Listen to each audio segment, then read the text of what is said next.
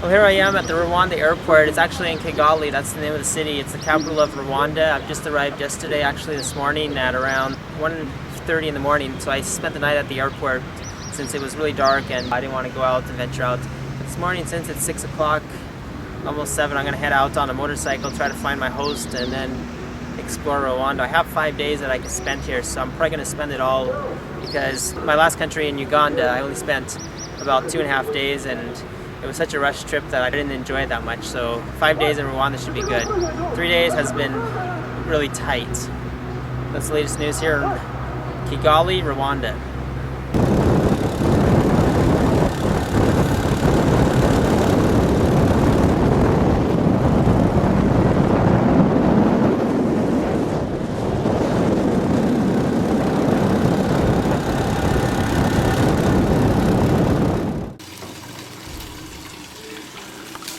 Alright, so I just arrived here in Kigali, and my host is over here. Hello, good morning. Good morning. How are you? Good. What's your name? Didan. Alright, nice to meet you. I'm just curious about the how houses in Rwanda look like. It looks like this. Alright? Yeah. Alright. So you have a small house, right? Yeah. That's Just a one-bedroom apartment? yeah, it's for one person, so. Okay. And how long ago did you move in here? 3 weeks. Just 3 weeks? So I'm the first guest? Yeah, Alright. my first guest. Yeah. Alright, so yeah. So there's the living room. Yeah, and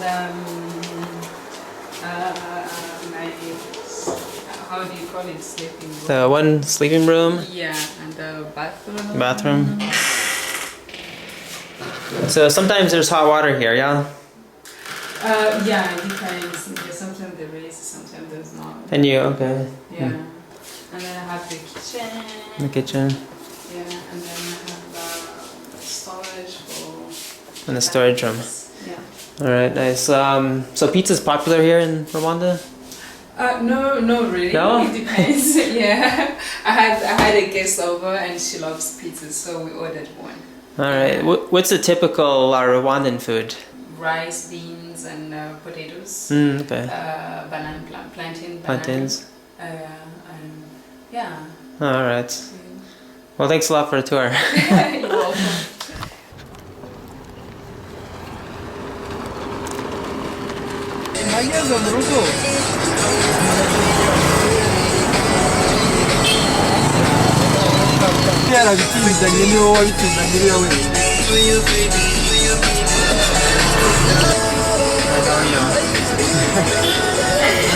What's your name?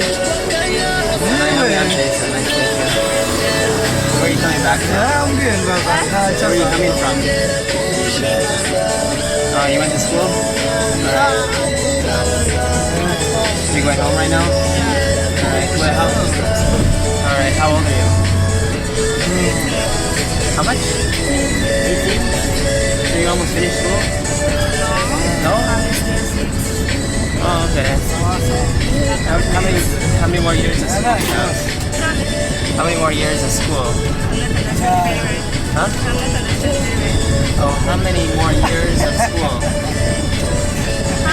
Kigali's #1 hit How much more time? station, 102.3 Kiss FM. Alright. How old are you? You're what? You're hungry? Yeah. Oh, okay.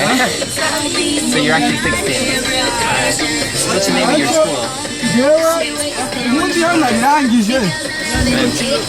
finish school on Friday.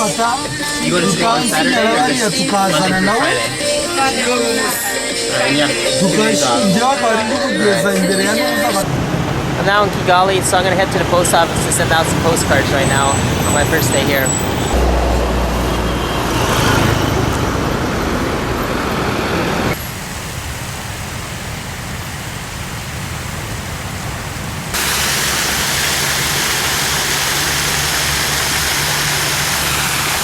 Alright, here's a nice square with a waterfall in the back. There is Tika, which is pretty important here. They got a strong hold on the cell phone companies here.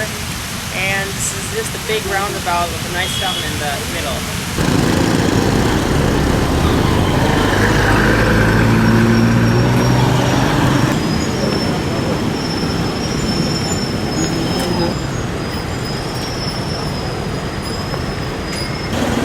I was just stopping here and I saw this shoe for sale. You're selling shoes? 20,000 for this shoe? Alright, so yeah, it's a pretty good shoe. It's African style, yeah? African style? So, it's pretty good, 20,000. How much is that in US? 20. Alright, sounds good. Well, thanks very much. What's your name? What's your name? Huh? Shea. Nice to meet you.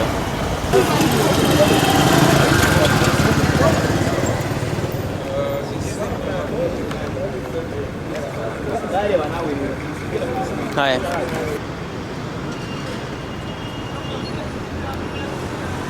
Alright, so here I'm visiting a jewelry shop in Rwanda.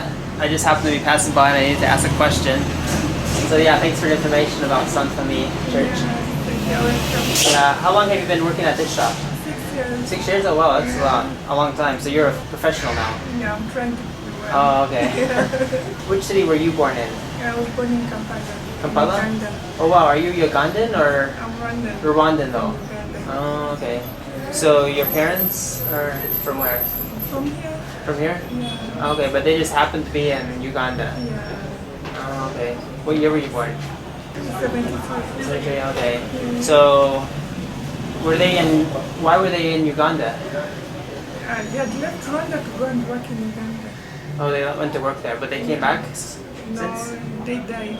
Oh, they died. Oh, okay. How? Just the age, maybe. Age? Yeah. Oh, okay, curious. Alright, so how many years have you lived here in Kigali? 20 years now. 20 years? 1994. Oh wow, oh, so did you come back after the After the genocide. genocide? Okay. When did the genocide finish? What month? In 1994? In July. In July? Yeah. And it lasted 3 months, right? Yeah. So from like April, May, June, July? Yes. Or July, June, and May? No, from April. From April. Yeah, to July. So once it finished, you came back? Just Oh, okay. like all other people who came from out. Oh, okay. Yeah. Alright. So, Oh, okay. What's your name? Khadija. Khadija? I'm Jason. Yeah, Nice to meet you. I'm going to continue my trip. Okay. Alright.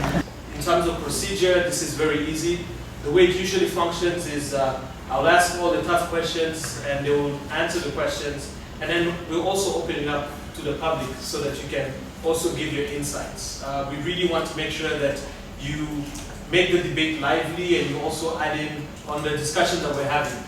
One of the rules that is very important is that we believe disagreement is good.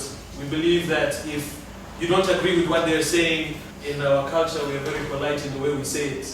But tonight I would like you to say, I disagree because of the following reason. And we'll definitely keep the debate going. That's the new Kinyarwanda, for example, where people are criticizing the new changes that are made to the language. And maybe we'll get to that, maybe.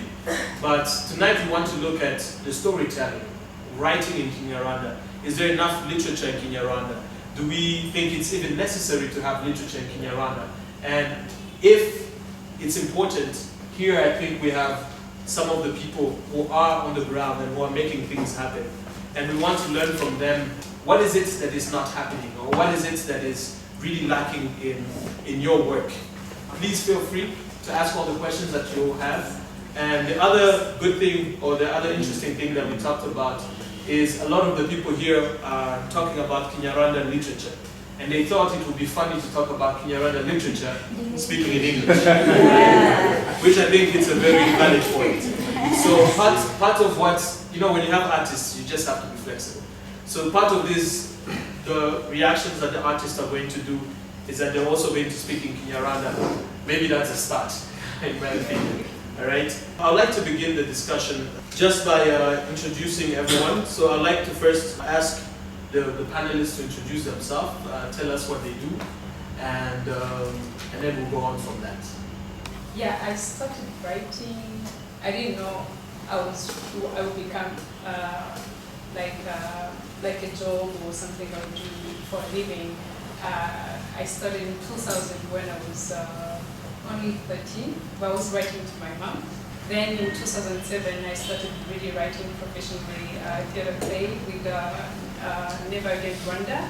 We're doing plays for theater for social changes, and we used to write play and go around. That's where I started discovering myself as a group playwright, like we can say. That's it. Yeah. How to talk to our woman? I have a question on that. Well, don't you think that since a lot of guys, even though they don't admit, copy a lot of the things from you, you have a lot of copyright issues? Definitely we would have a lot of. We have to say it. Okay, on the other side of hope, currently in Rwanda, actually it's been like 3 years. In Butare, there is, in the former National University of Rwanda, there is a department called Modern Languages and Publishing. So there they train graduates, there is an option of just publishing. How like people, they train people how they can help authors turn what they write into business, into generating. So of course it's a beginning industry, and most of them, because we don't have that infrastructure where those graduates can come and have experience in it. But I believe like on the side of generating, I believe Bakame that has been working for long, there is some contracts that allow like an author to gain something. So it's a big thing, but there is a lot of going on to have. We believe that in 5 years there will be many people who will be helping the authors to gain something which can motivate them to work more. Available for the artist, and he was going to tell us how the money is. Okay. Njyewe Gasake ndi umwanditsi nubwo ncimigani nitwa umucamigani ndi n'umwanditsi w'ibitabo. Maze gusohora ibitabo 8 mu Gifaransa, mu Kinyarwanda, ndi no gushyira mu Cyongereza. Iki gitabo cyatewe inkunga na leta, ariko nta mafaranga yampaye politiki yo kunyuramo kugira ngo ngere ahantu hari amafaranga. We have songs.